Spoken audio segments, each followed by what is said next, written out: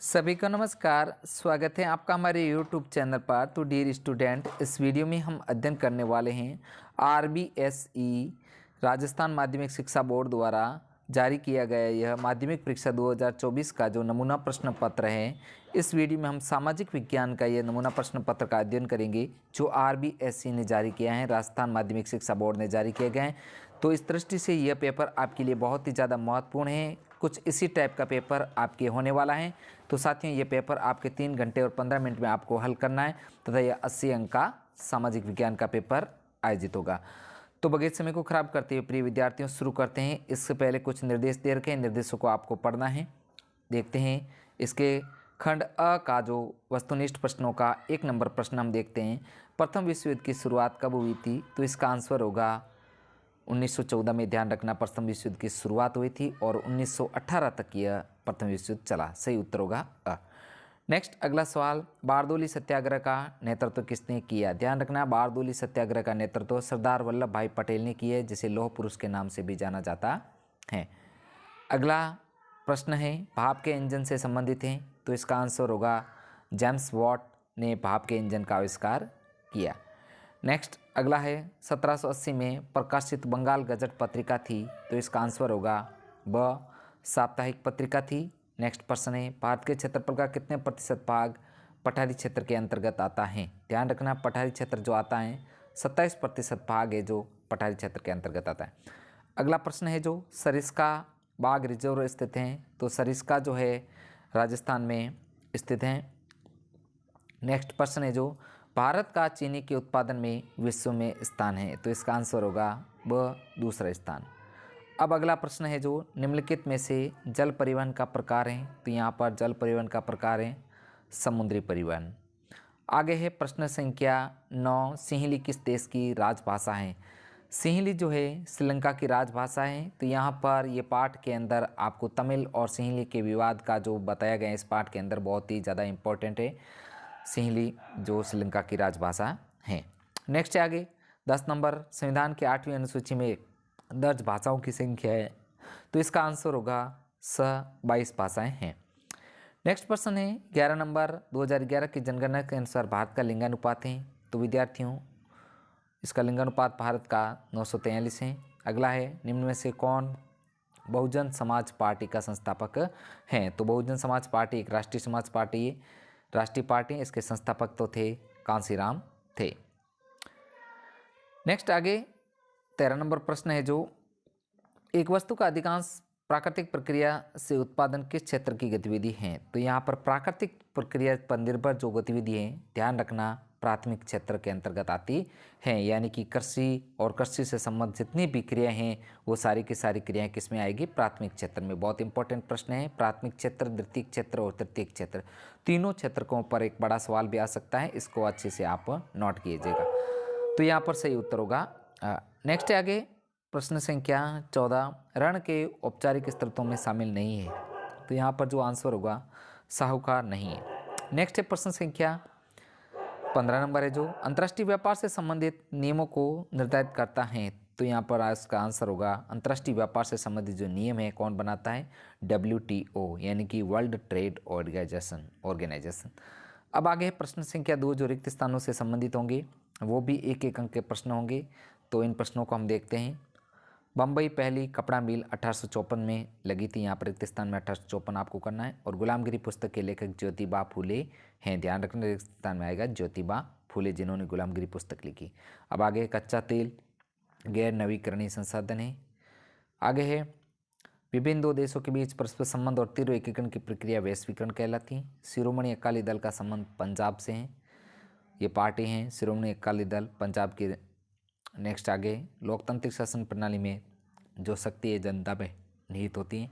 ध्यान रखना, यहाँ पर लोकतांत्रिक शासन प्रणाली ऐसी शासन प्रणाली जिसके अंदर जो शासन की शक्ति है जनता में निहित होती है। क्योंकि 5 साल बाद इलेक्शन होते हैं और जनता अगर जो प्रधानमंत्री या कोई भी हो नेता पसंद नहीं आता तो उसको अपने पद से हटा सकती है। ये लोकतांत्रिक शासन प्रणाली की विशेषताएं हैं। आगे है जवाहरलाल नेहरू गर्व से बांधों को आधुनिक भारत के मंदिर कहते हैं। यहाँ पर बांध आएगा, बांधों को आधुनिक भारत। अब आगे है अति लघुतरात्मक प्रश्न है, यानी कि छोटे छोटे प्रश्न हैं। इन प्रश्नों में देखते हैं, ये भी एक एक नंबर का प्रश्न है। तो यहाँ पर एक प्रश्न है, बेगार क्या है? तो बिना मजदूरी दिए काम कराना बेगार है।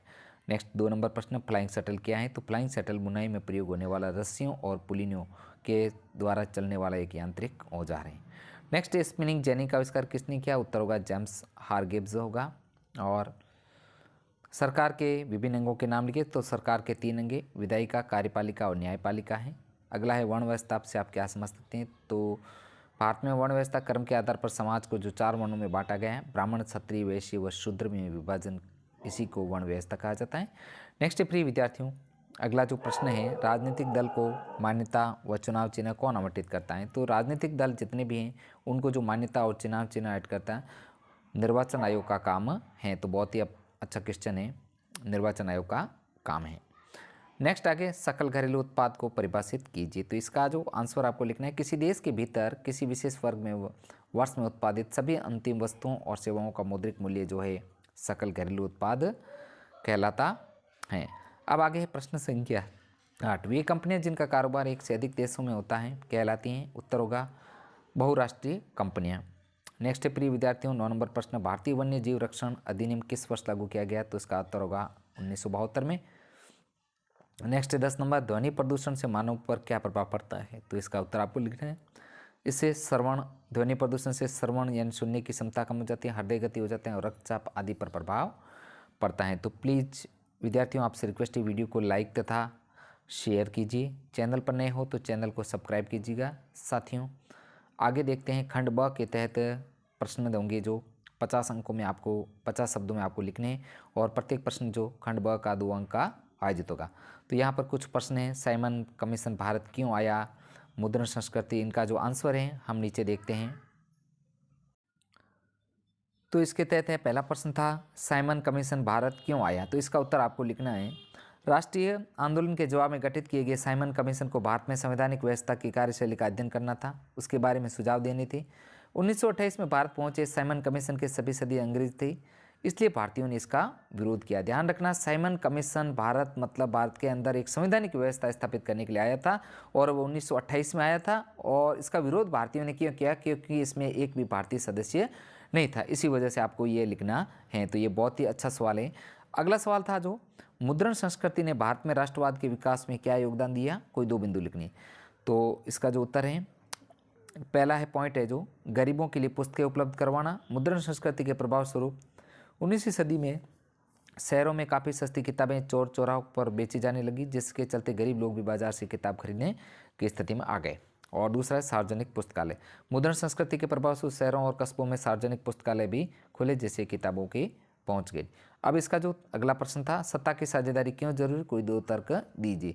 तो इसके 2 तर्कों में पहला है, लोकतंत्र में राजनीतिक हिंसा और राजनीतिक स्तर से बचने के लिए राजनीतिक व्यवस्था तो स्थायित्व सत्ता की साझेदारी आवश्यक है। और दूसरा पॉइंट देखते हैं हम कि लोकतंत्र में सभी समूह सत्ता की साझेदारी के माध्यम से शासन व्यवस्था से जुड़े रहते हैं, जिससे कार्यकुशलता बनी रहती है। अब आगे है प्रश्न संख्या 7, किन्हीं 2 प्रावधानों का जिक्र करें जो भारत को धर्मनिरपेक्ष राष्ट्र बनाते हैं। तो ये 2 प्रावधान हैं। एक पहला है कि भारत राज्य का अपना कोई धर्म नहीं है, संविधान के अनुसार सरकार किसी भी व्यक्ति के साथ धर्म के आधार पर कोई भेदभाव नहीं करेगी। बहुत इंपॉर्टेंट, धर्मनिरपेक्ष राज्य की जो मुख्य प्रावधान है कि राज्य का अपना कोई धर्म नहीं है और किसी भी व्यक्ति को धर्म के आधार पर भेदभाव नहीं करेगी। दूसरा पॉइंट है जो, देश के सभी नागरिकों को धर्म अपनाने की स्वतंत्रता दी गई, यानी कि जितने भी भारत के नागरिक हैं सभी को अपने अपने धर्म को अपनाने की स्वतंत्रता दी गई। नागरिक अपनी इच्छा से किसी भी धर्म को मान सकते हैं और उनका प्रचार कर सकते हैं। नेक्स्ट अगला प्रश्न था, राजनीतिक दलों में सुधार के कोई 2 बिंदु लिखिए। तो इसके जो बिंदु, पहला बिंदु है, राजनीतिक दलों के नियमित संगठनात्मक चुनाव अनिवार्य करवाए जाए और राजनीतिक दलों के लिए आयकर रिटर्न भरना अनिवार्य किया जाए। नेक्स्ट अगला प्रश्न है जो, लोकतंत्र की कोई 2 आर्थिक उपलब्धियां बताइए। तो इसकी 2 उपलब्धियां आपको बतानी है कि गरीब मुल्कों के आर्थिक विकास में लोकतंत्र तानाशाही शासन से बेहतर है। ध्यान रखना, लोकतंत्र मतलब गरीब देशों के अंदर तानाशाही से बेहतर शासन व्यवस्था कौन सी है? लोकतंत्र। दूसरा पॉइंट है, लोकतंत्र जनता में कोई भी व्यवसाय या पैसा अपनाने का, जहाँ चाहे वहाँ निवेश करने का अधिकार देता है। तो प्रिय विद्यार्थियों, बहुत ही अच्छे क्वेश्चन है जो आपके आरबीएससी द्वारा ये मॉडल प्रश्न पत्र जारी किए गए हैं, इसको आप अच्छे से क्लियर कीजिएगा। एक एक सवाल को आप अच्छे से क्लियर कीजिएगा। अब अगला प्रश्न है, धारणेता विकास से के लिए क्यों महत्वपूर्ण है? तो इसका जो उत्तर आपको लिखना है कि विकास की धारणता का तात्पर्य विकास के स्तर को ऊंचा उठाना, विकास के वर्तमान प्रकार या भावी पीढ़ी को बनाए रखने हेतु ताकि वे बेहतर जीवन जी सके। विकास की धारणता से पर्यावरण संरक्षण एवं पारिस्थितिक संतुलन को बल मिलता है। नेक्स्ट प्रश्न है, विदेशी व्यापार के उदारीकरण से आप क्या समझते हैं? तो इसका उत्तर आपको लिखना है कि विदेशी व्यापार के उदारीकरण से हम यह समझते हैं कि इसमें आयात निर्यात और विदेशी निवेश पर सरकार द्वारा निर्धारित अवरोधों को समाप्त करने की प्रक्रिया जारी हो सकती है। मतलब उदारीकरण का मतलब ये होता है कि जितने भी अवरोध सरकार द्वारा हैं उनको हटाना, ये उदारीकरण कहलाता है। इससे क्या है कि जो आयात निर्यात अच्छी तरह से हो सके। नेक्स्ट आगे 12 नंबर प्रश्न है, उपभोक्ता सुरक्षा अधिनियम 1986 के निर्माण की क्यों जरूरत पड़ी? तो बहुत ही अच्छा क्वेश्चन है ये भी। उपभोक्ता संरक्षण अधिनियम 1986 के निर्माण की जरूरत इसलिए पड़ी, तो इसका पहला पॉइंट है उपभोक्ताओं के हितों का संरक्षण करना तथा व्यापारी द्वारा किए जाने वाले उपभोक्ताओं के शोषण को रोकना, और दूसरा है उपभोक्ताओं को उनके अधिकारों व कर्तव्यों की जानकारी देना। नेक्स्ट आगे प्रश्न है जो पहाड़ी क्षेत्रों में मृदा अपरदन की रोकथाम के लिए क्या कदम उठाने चाहिए? तो इसके लिए क्या करना चाहिए? कुछ कदम है जो निम्नलिखित हैं। तो पहला है पहाड़ी क्षेत्रों में सीढ़ीदार खेत बनाए जाने चाहिए, सघन वृक्षारोपण किया जाना चाहिए और ढाल वाली भूमि पर समोच्च जुताई की जानी चाहिए। तीनों पॉइंट हैं, तीनों आपको लिखने हैं और बहुत ही अच्छा है। नेक्स्ट है 14 नंबर प्रश्न, नर्मदा बचाओ आंदोलन के कोई 2 लक्ष्य बताइए। तो नर्मदा बचाओ आंदोलन के लक्ष्य हैं यह है कि जंगलों के बांध के पानी को डूबने से पर्यावरणीय मुद्दे को केंद्रित करना, और इस आंदोलन का लक्ष्य बांध से विस्थापित गरीब लोगों को सरकार से संपूर्ण पुनर्वास की सुविधाएं दिलाना। नेक्स्ट अगला प्रश्न है जो उत्तरी मैदान में रेल परिवहन का विकास एवं विस्तार अधिक व हिमालय पर्वतीय क्षेत्र में हुआ, कम हुआ, इसका कारण बताइए। तो इसका जो 2 कारण है, एक तो उत्तरी मैदान में रेल परिवहन का विकास एवं विस्तार हिमालय क्षेत्र की अपेक्षा अधिक हुआ है क्योंकि हिमालय पर्वतीय क्षेत्र दुर्गम उच्चावच रेलवे लाइन के निर्माण में प्रतिकूल परिस्थितियां उत्पन्न करते हैं, जबकि उत्तरी मैदान अपनी विस्तृत समतल भूमि के कारण रेल परिवहन के विकास में सहायक रहा है।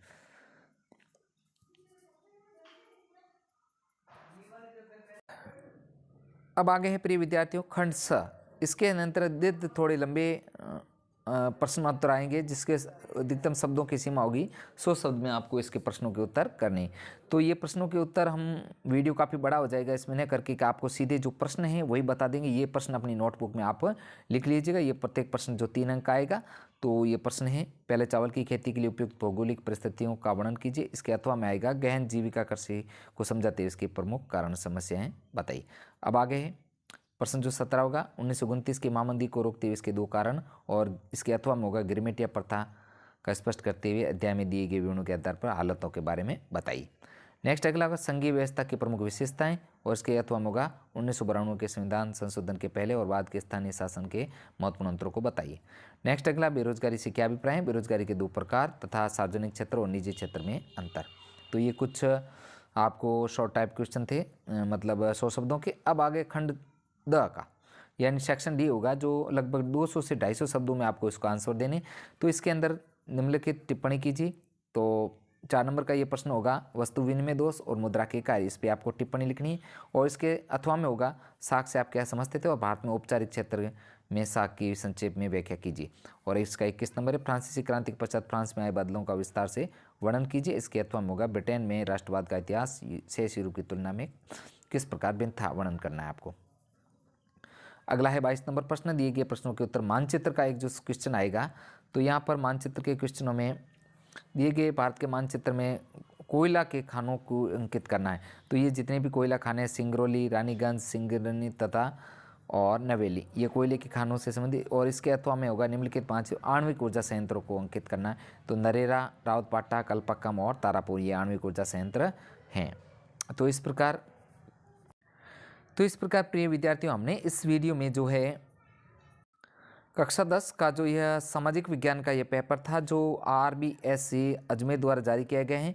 साथियों ये पेपर आपके लिए बहुत ही ज़्यादा महत्वपूर्ण है क्योंकि इस पेपर में से ही क्वेश्चन आने की पूरी संभावना है तथा ये एक मॉडल प्रश्न पत्र के हिसाब से, नमूना प्रश्न पत्र के हिसाब से RBSE ने जारी किया है। तो साथियों ये बहुत ही इंपॉर्टेंट है, एक वरदान साबित होगा। निश्चित ही इस पेपर को पढ़ करके आप बहुत ही अच्छे परीक्षा के अंतर्गत अंक प्राप्त करोगे। तो साथियों आपसे रिक्वेस्ट है वीडियो को लाइक तथा शेयर कीजिए। आज का वीडियो इतना ही, मिलते हैं नेक्स्ट अगले जो माध्यमिक शिक्षा बोर्ड के अगले पेपर के साथ में। साथियों वीडियो देखने का आपका दिल से धन्यवाद। साथियों बने रहे हमारे चैनल पर। धन्यवाद।